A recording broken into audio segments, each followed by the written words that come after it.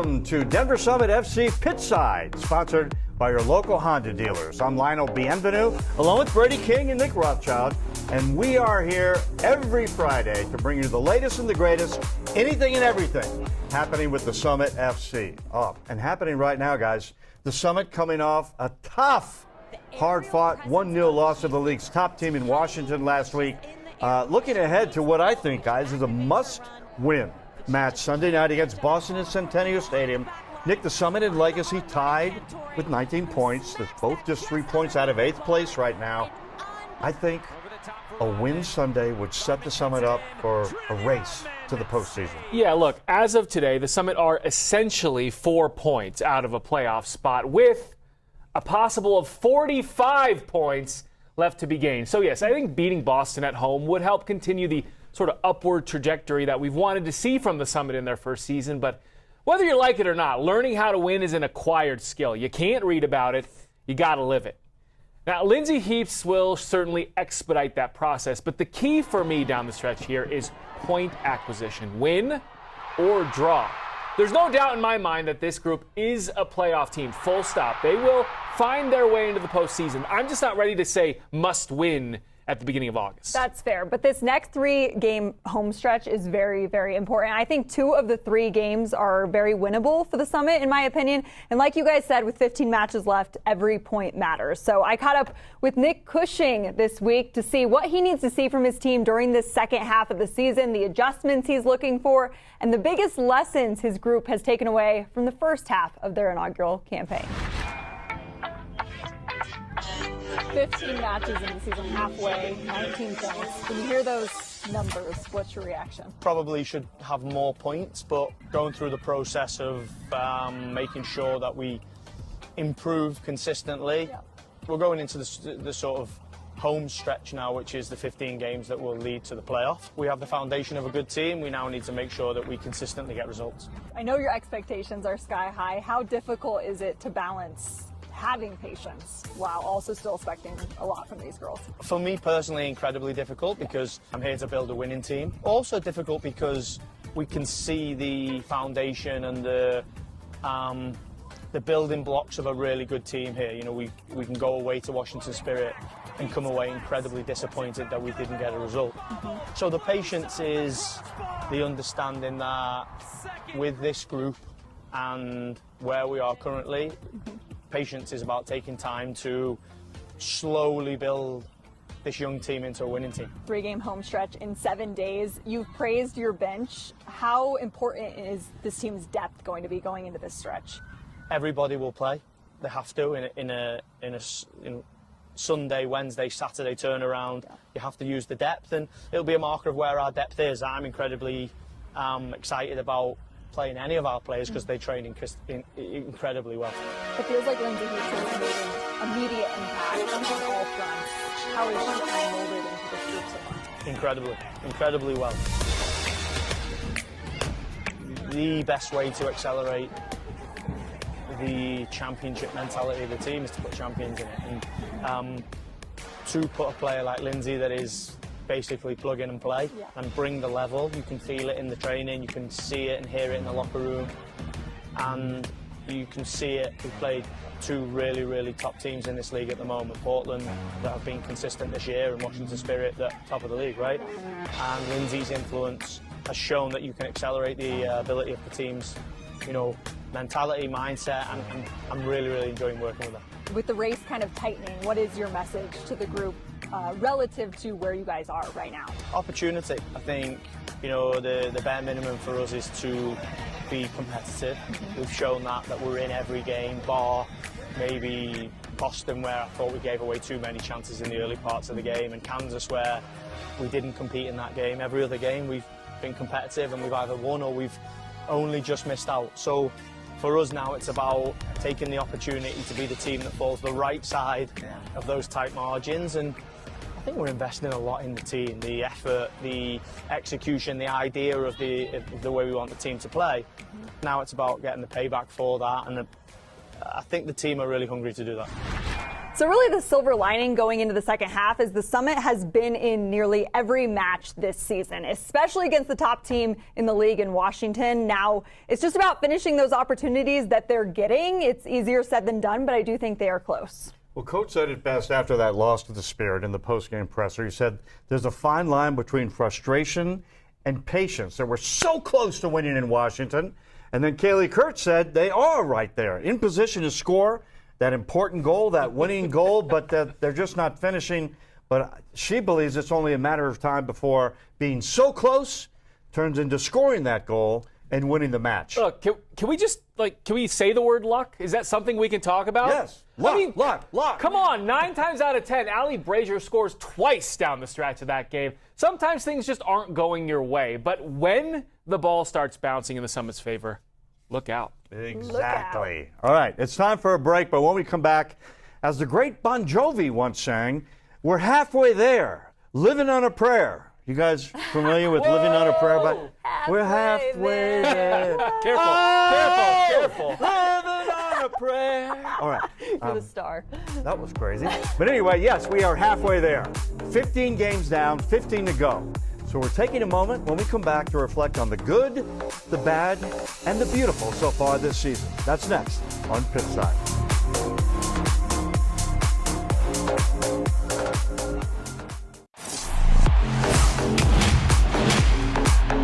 Welcome back to Denver Summit FC Pitchside, sponsored by your local Honda dealers. And we have officially hit the halfway point of the season. Whoa. The Summit has played 15 games, now 15 left to go. Nick and Brady, let's look back to our favorite moments in the first 15. I'll start. It's that match at Empower Field at Mile High, of course, against the Spirit. Back in March, 63,004 fans, breaking the attendance record. And then the other one is that first win at the new Centennial Stadium a couple of weeks ago. Surprise! Yeah, sold-out crowd, Lindsay Heap's debut. The three of us appearing at the fan zone on stage. That was a great moment for sure. Geez, steal all the good ones. Seriously. Well, yeah, what else are you going to say? No, I'm kidding. There have been so many fun firsts this season. But I'm going to go off the pitch for my favorite moment. Having Abby Smith on this set with us here on Pitchside was a huge highlight for me, and I know all of us. The whole goal of this show is to help fans get to know these players beyond the game, and I thought Abby was the perfect first player guest. She was fun, honest, and got to give the people a chance to see how she is away from the field. Well, this is all subjective, right? So I still get goosebumps when I think about the first ever match in San Jose. I was fortunate enough to be there, getting to see this project take its first steps. That was so cool. Sitting with Summit fans that made the trip, watching Melissa Kersler score their first goal, hanging out with Natalie Means' parents at a parking lot tailgate. Look, it's been a season half full of amazing moments. I think those connection points at the very beginning, they're what mean the most to me. All right, topic number 2, who's the first half MVP? Again, there's going to be some obvious choices here.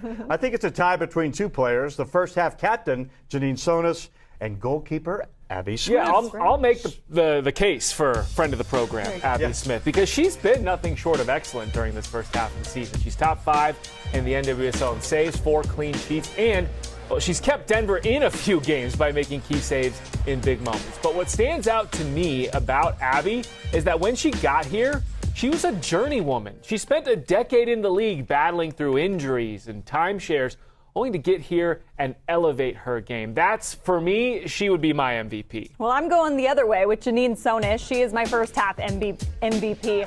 She was really the face of this team, leading as captain until Lindsay Heaps arrived. Arguably still might be the face of this franchise, but she backed it up with 6 goals, 2 assists, and big moments like her goal right before halftime against Portland. I don't think this expansion club could have asked for a better leader from Colorado to really help set the tone. All right, halfway point, Summit, 5 wins, 4 draws, 6 losses. Which of those wins, the question is, was the best one of the first half? Mine was the Summit's victory over the Dash on the road in Houston. May 9th, it was a 4-1 blowout. To me, that was kind of the we have arrived moment. 4 goals, a win on the road. To me, that was the Summit screaming, hello, we're here, and we're serious about this. Thank you for picking one. Appreciate that. Leaving some for the rest of us. I would love to see 4 goals scored in a game again. That was for certainly a highlight. But to me, it was without a doubt the win over Portland. It was the first match at Centennial Stadium. Lindsay Heap's debut, a showdown with Colorado's own Sophia Wilson. She scored. Janine Sonis scores. Natalie Means gets her first career goal. And the Summit takes all 3 points against one of the league's best. It was a fabulous day from top to bottom. I'm sorry. Did we forget? Has it been too long since March that Yes. the Summit beat the defending champs 3 matches into the season? Their first ever victory over Gotham FC. Good choice. First is always the best, right? Tosh Flint announcing herself as an offensive force in the NWSL and playing on a short week. So, look, give me the Road Warriors terrorizing Gotham in March. Oh, ye of recency bias, get out of here. Hey, great Fair. choices by all, especially mine. But that's a great look back to the first half. But now let's look ahead to the next 15. What's the one thing that we're looking forward to from the Summit in the second half of the first season? For me, judging from the first 2 games with Lindsay Heaps in the lineup, I'm looking forward to Lindsay tying everything together for this club. I think it's just the beginning of great things happening for Lindsay and the Summit going into the second half. Of course, all eyes on Heaps, right? And the push for the playoffs. But how do you win soccer matches? You gotta score. Thank you. All in net. So the Summit have sort of stagnated scoring goals since they returned from the break, just 4 in 4 matches, and they've only won 1 game. So I really want to see who's going to step up and put the ball in the back of the net. They've been held scoreless in 4 of their 15 matches this season, and that's a trend that has to change if they want to make that playoff push. The chances have been there, like we said, but if they can start turning those chances into goals, this team is more than capable of making some noise here in the second half of the season. All right, well done, y'all. Now let's take a break. And when we come back, from mallets and drums to cowbells and kazoos, they bring the heat and the vibe on game day. We're introducing you to the Summit Drumline. A look behind the scenes of this fan favorite. That's next on Pitchside.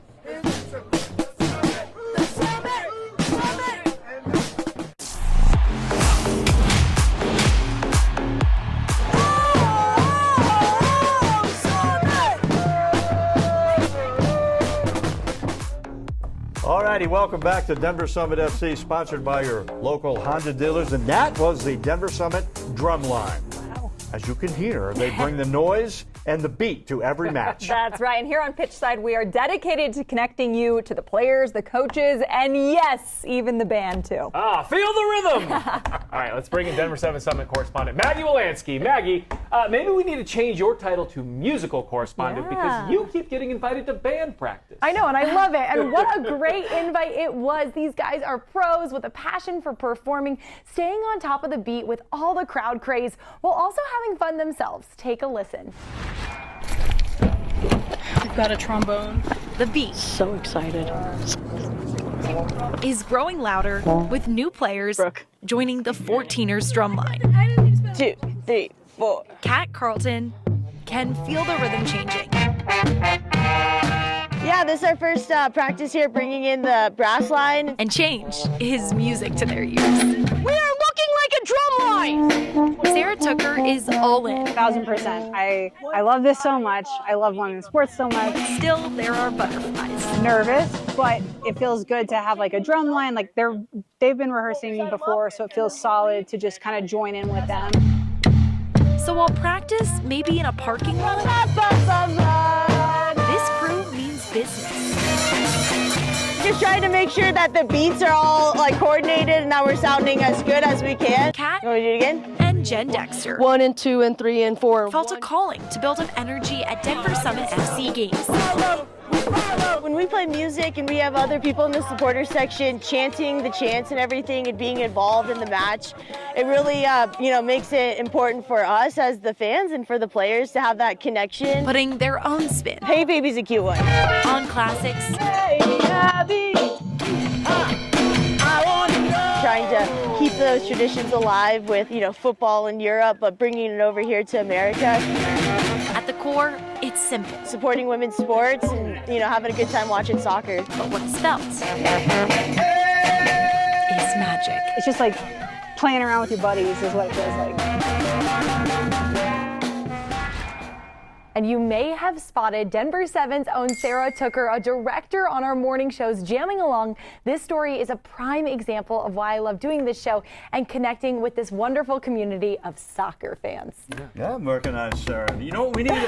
We're inspired. Pitchside drum line up right. here. Anybody play drums? You? We need more music out here. I don't play drums, though. It's I know, real easy. sadly. You I just actually do, so I could bring real There you drumming go. talent to the show if we needed All right. it. Oh, it could be a backup dancer or something. I don't have any musical talents.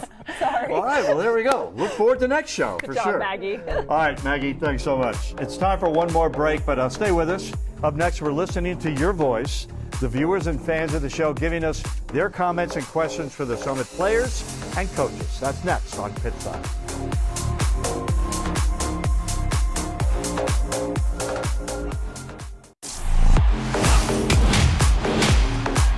Welcome back to Denver Summit FC Pitchside, sponsored by your local Honda dealers. I'm Lionel Bienvenu, and along with Brady King and Nick Rothschild, and we are entering a critical stretch for this team, guys. A chance to really make a move up the standings. 3 matches at home in the next 7 days. Like boom, boom, boom.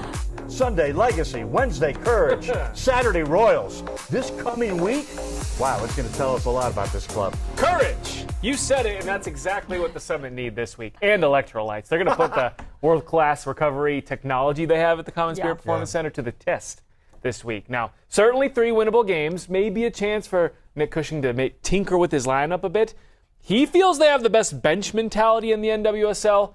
Let's see if he trusts some of those players who jump into the starting 11 this week. I mean, I think he's going to have to. This is a wild stretch and is certainly going to test this team in a lot of ways. They are undefeated at Centennial Stadium, guys, 1-0. So I'd love to see them keep that streak rolling here at home.